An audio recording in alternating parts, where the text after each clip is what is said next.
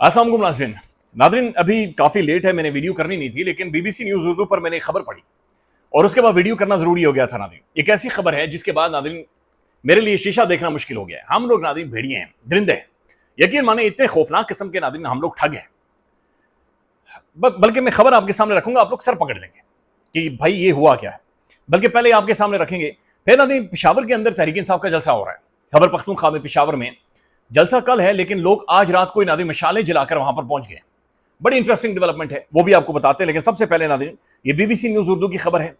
BBC ये report कर रहा है कि थाना गाजियाबाद लाहौर, वहां पर यह खौफनाक किस्म का वाकया रिपोर्ट हुआ है। पंजाब पुलिस के टॉप के ऑफिशियल्स, लाहौर पुलिस के तमाम तर ऑफिशियल्स ने बीबीसी के साथ बाकायदा से गुफ्तगू की। उनके नाम भी लिखे हुए इंपॉर्टेंट नहीं है, लिहाजा जो खबर है वो मैं आपके सामने रख देता हूं। थाना गाजियाबाद में नाज़रीन बुनियादी तौर पर हुआ यह है कि एक लड़की थी जिसकी 19-20 साल एज थी, मेंटली चैलेंज थी, दिमागी तौर पर माजूर थी, बच्चों वाली हरकतें करती थी, मेंटली फुली ग्रोन अप नहीं थी, अभी भी मासूम नाज़रीन जैसे होते हैं, वो मासूम बच्ची थी। पुलिस वाले आते हैं, उसे मोटरसाइकिल पर बैठाकर साथ लेकर जाते हैं। बीबीसी न्यूज़ उर्दू रिपोर्ट कर रहा है। और जाकर नाज़रीन गाजियाबाद थाने में उस बच्ची के साथ नाज़रीन ज्यादती करते हैं। फिर उस बच्ची को नाज़रीन वापस जाकर छोड़ देते हैं और वापस चले जाते हैं। फिर धमकाते हैं कि भाई आपने जिक्र नहीं करना। घर वाले वापस आते हैं तो वो देखते हैं बच्ची रो रही है। मेडिकल एग्जामिनेशन हुआ है नाज़रीन, तो उस बच्ची के साथ जुल्म और ज्यादती हुई है। एसएचओ समेत को 78 के करीब नाज़रीन पुलिस वाले मुअत्तल हो गए हैं और कह रहे हैं कि मजीद कार्रवाई की जाएगी। अच्छा, फिर इसके ऊपर एसएसपी इन्वेस्टिगेशन ने भी बड़ी सख्त स्टेटमेंट दी है। उन्होंने कहा कि जनाब ये मैकेनिज्म ये ठीक नहीं है, यानी मॉनिटरिंग ज्यादा बेहतर होनी चाहिए। आप किसको कोसेंगे, अब किसके ऊपर नाज़रीन आकर बातचीत करेंगे, आप इसके ऊपर क्या गुफ्तगू करेंगे? ये किस कदर नाज़रीन खलीज चेहरा है हमारे मुआशरे का, हमारे इदारों का, हमारे समाज का। इशरत हुसैन की किताब है गवर्निंग द अनगवर्नेबल। जब मैं खुद जेल में था, मैंने वहां पर नाज़रीन वो पूरी डिटेल में पढ़ी है। वहां पर एक टॉपिक उन्होंने लिखा हुआ है पुलिस। वो कहते हैं कि स्टेट का, रियासत का जो पहला तारुफ किसी भी इंसान के साथ होता है, पहला इंट्रोडक्शन होता है, जहां पर कोई इंसान खड़े होकर पहली दफा स्टेट को देखता है, स्टेट से मुखातिब करता है, वो पुलिस होती है। पुलिस वर्दी में होती है और वो जो एहतराम है, वो इज्जत है, वो जो हसासियत है नाज़रीन, वो वर्दी की होती है। लिहाजा वो जो वर्दी पुलिस पहनती है वो स्टेट की वर्दी होती है, वो रियासत की तर्जुमानी कर रही होती है। वो जो वर्दी होती है, वो जो सितारे लगे हुए होते हैं, वो जो झंडा बना होता है, बुनियादी तौर पर वो स्टेट होती है, रियासत होती है। तो इशरत हुसैन साहब ये कहते हैं कि जब किसी भी आम शहरी का या आम बंदे का पहला इंट्रोडक्शन स्टेट के साथ होता है तो वो बदबूदार चेहरा है। अगली लफ्ज उन्होंने इस्तेमाल किए हैं कि बड़ा बदबूदार किस्म का, बदशकला किस्म का चेहरा है पहला चेहरा जो कि स्टेट का एक आम शहरी के साथ होता है।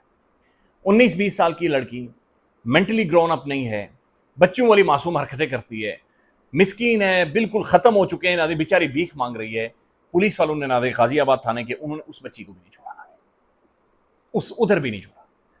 किस लेवल का नाज़रीन ये हवस है, किस लेवल का ये ठरकुल्ले हैं, किस लेवल की नाज़रीन ये इन्हें चढ़ जाती है इस माशरे के अंदर कि ये बिल्कुल नाज़रीन को थोड़ी सी भाई सिला रहमी, कोई इंसानियत, कोई थोड़ा सा नाज़रीन इंसान के अंदर होता ही है कि यार मैं इंसान हूं।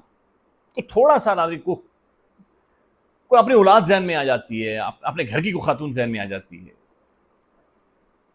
तो ये नाज़रीन बड़ी खौफनाक किस्म की खबर थी और ये वहां पर ये सारा वाकया हुआ है। और 19-20 साल की लड़की नाज़रीन, और उसके साथ ये बाकायदा से नाज़रीन थाने के अंदर, गाजियाबाद थाने के अंदर ये सारी डेवलपमेंट हुई है।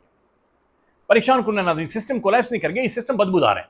इस निज़ाम को नाज़रीन जब तक आप तेजाब से गुसल नहीं देंगे, और तेजाब से गुसल देकर घिस घिस कर नाज़रीन इसकी जो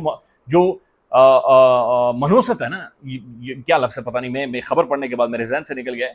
ये जब तक आप इसका जो ऑब्नॉक्शियस होना ये नहीं निकालेंगे, ये खत्म नहीं होगा, ये चीजें ठीक नहीं होंगी, सेटल नहीं होंगी। इस निज़ाम को नाज़रीन तेजाब के साथ नंगा करके गुसल देने की जरूरत है। तब जाकर शायद नाज़रीन कोई कई सालों के बाद, कई दहाइयों के बाद जाकर नाज़रीन कहीं ना कहीं कोई ना कोई बेहतरी हो। इसके अलावा नाज़रीन और कोई रास्ता कम से कम इस वक्त नजर नहीं आ रहा। खबर यह नाज़रीन कि तहरीक इंसाफ पेशावर में कल जलसा करने जा रही है। रात से अभी से माहौल बन रहा है। सोलखान अफरीदी साहब खुद तैयारियां देखने पहुंचे हैं और उन्होंने कहा कि भाई ये केपीके की तारीख का, पाकिस्तान की हिस्ट्री का सबसे बड़ा जलसा हम खैबर पख्तूनख्वा में करने जा रहे हैं। अच्छा, फिर नाज़रीन बड़े इंटरेस्टिंग मनाजिर थे। लोग मशाले जलाकर, यानी बाकायदा से रोशनियां जलाकर नाज़रीन वहां पर पहुंचे।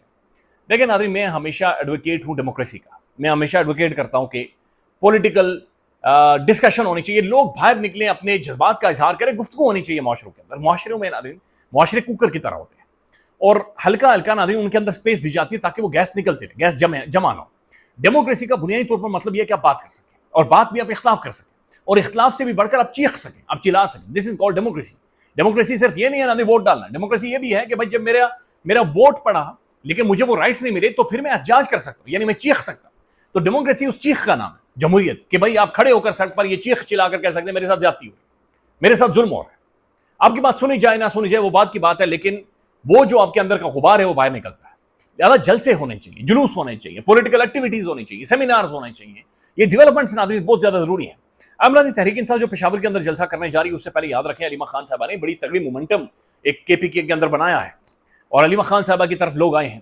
پھر یہ بھی سوالات کھڑے ہو رہے ہیں کہ کیا سہیل خان افریدی صاحب کسی لانگ مارچ کی کال دے دیں گے. محمد مالک صاحب نے یہ کہا تھا کہ تحریک انصاف کے اوپر بہت زیادہ دباؤ ہے, بہت زیادہ پریشر ہے کہ بھائی آپ لانگ مارچ کریں, اور آپ ایک دفعہ پھر باقاعدہ سے پولیٹیکلی پیسفل پروٹیسٹ کے ذریعے ایک سچویشن کو اپنے حق میں لے جائیں. ایک ایسے ٹائم میں ناظرین جہاں پر نظام کرپل کر کر رہا ہے, یعنی نظام گر رہا ہے, اور اس کے محسن نقوی صاحب نے باقاعدہ سے اناؤنسمنٹ بھی کر دی. بیرسٹر گوہر صاحب نے ناظرین آج میسنی سی مسکراہٹ کے ساتھ ایک بڑی اچھی بات کی. گوہر صاحب نے یہ کہا کہ بھائی نظام ختم ہو چکا ہے, ان کا جو ٹائم تھا یہ ختم ہو گیا, اب یہ نظام اور یہ سسٹم مکمل طور پر نہیں چل سکتا. منصور علی خان صاحب نے جب یہ بات کی تھی کہ کہا گیا کہ 6 مہینے رہ گئے اور فائلیں بھی تیار ہیں, تو ساتھ انہوں نے بات کی تھی کہ تحریک انصاف کے پاس بڑا کلیدی موقع ہے, اس کا فائدہ اٹھائیں, سسٹم کے اندر, نظام کے اندر کوئی نہ کوئی اپنے لیے اسپیس پیدا کریں, اپنے لیے کوئی نہ کوئی جگہ پیدا کریں, اگر یہاں سے آپ نے کچھ حاصل کرنا ہے یا آپ نے کچھ لینا ہے. نہیں تو اس کے علاوہ اس کے بعد شاید آپ کو موقع نہیں ملے گا, شاید پھر یہ پولیٹیکل اپرچونٹی آپ کے پاس نہیں آئے گی. تو یہ ناظرین کل دیکھنا ہوگا کہ تحریک انصاف اصل میں کیا اناؤنسمنٹ کرتی ہے, کیا گفتگو کرتی ہے, کیا بات چیت کرتی ہے, اور کس لیول کا ناظرین یہ ایک ماحول وہاں پر بنا سکتے ہیں پشاور کے اندر. لہذا یہ پاکستان کی جو حالیہ دن ہے ناظرین, ان کے اندر چونکہ بہت ساری پولیٹیکل ایکٹیویٹیز تو ہو رہی ہیں, لیکن یہ بہت بڑی ڈیولپمنٹ ہے جو کہ ہونے والی ہے. اب ناظرین دوسری خبر یہ ہے کہ پاکستان میں ڈیبیٹ شروع ہے کہ بھائی جو سسٹم ہے کرپل کر رہا ہے. وسیم اختر صاحب کھڑے ہو گئے ہیں, اور وسیم اختر صاحب کھڑے ہو کر کہہ رہے یس, یہ جب تک انتظامی یونٹس مزید نہیں بن جاتی یہ سسٹم نہیں چاہتا. اچھا پھر فواد چودھری صاحب فواد چودھری صاحب آپ جانتے ہیں سسٹم کو بڑے اچھے سے سمجھتے ہیں. یہ وہ سسٹم ہے ناظرین جس سسٹم میں فواد چودھری صاحب نے مختلف پولیٹیکل پارٹیز بدلی ہیں, اور یہ وہی سسٹم ہے جس میں فواد چودھری صاحب نے حالیہ دنوں مار بھی کھائی. حالیہ ٹائم میں فواد چودھری نے بڑی تگڑی مار کھائی, ان کی فیملی نے بڑا سفر کیا, ان کی بچیاں ہیں ناظرین چھوٹیاں, اور میں خود فواد چودھری صاحب کا انٹرویو کیا, ان سے ملا بھی ہوں, تو وہ چھوٹی بچیاں کافی ایک مینٹل ٹراما سے گزری ہیں بیچاریاں. والد ناظرین اس طرح سے اس کے ساتھ یہ حالات ہو رہے ہوں, اس طرح سے ناظرین. وہ ایک بڑی اچھی بات بھی فواد چودھری نے کی تھی, اس نے کہا کہ بھائی اگر آپ ہمیں اس طرح سے ذلیل کر کر کے ماریں گے, ہم پولیٹکس نہیں کریں گے, ہم سیاست نہیں کریں گے, پھر ڈھونڈ لو کہیں اور سیاست جا کر, کہیں ڈھونڈ لو اور پولیٹیشین جا کر. تو فواد چودھری صاحب نے یہ کہا ہے کہ بھائی نون لیگ کے پاس 2 آپشنز ہیں, ڈنڈے کے ساتھ ماننا ہے یا پیار کے ساتھ ماننا ہے. اگر تو آپ یہ چاہ رہے ہیں کہ ڈنڈے کے ساتھ مانیں تو ڈنڈے کے ساتھ آپ کو منوایا جائے گا. اگر آپ چاہتے ہیں کہ پیار کے ساتھ ایک کانسنسس کے ساتھ مانیں تو پھر وہ بہتر طریقہ ہے. آج ہم نے ایاز امیر صاحب کا انٹرویو کیا. ایاز امیر صاحب یہ کہہ رہے ہیں کہ محسن نقوی نے اصل میں انہیں یہ کہا ہے کہ ماتھے پر شکن نہیں لانی, چہرے کو مسکراہٹ رکھنی ہے, ہنسنا ہے, تالیاں آ جائے, ایسے تالیوں کے ساتھ خود کو خود ہی ودا کرنا ہے. یعنی یہ جو ودائی ہونی ہے مسلم لیگ نون کی سنگھاسن سے, یہ خود کرنی ہے, یعنی خود اپنے لیے تالیاں بھی بجانی ہے کہ دیکھو جی ہم جا رہے ہیں, اور بوریا بستر موڈے کے اوپر ہونا چاہیے. اور انہوں نے کہا محسن نقوی صاحب نے جو کہا ہے بنیادی طور پر وہ یہ کہہ رہے ہیں کہ بھائی ہمیں تکلیف نہ دیں آپ کو یہ بتانے کی, خود فیصلہ کر لیں کہ نظام کولیپس کر گیا ہے, سسٹم فارغ ہو گیا ہے. خیال رکھیے ناظرین اپنا, یہ اس سائڈ پہ کر رہا ہوں اور میری وجہ سے لیٹس سی اس کی مارکیٹنگ کتنی کرتی ہے. خیال رکھیے گا ناظرین, اپڈیٹ کریں گے. اللہ حافظ.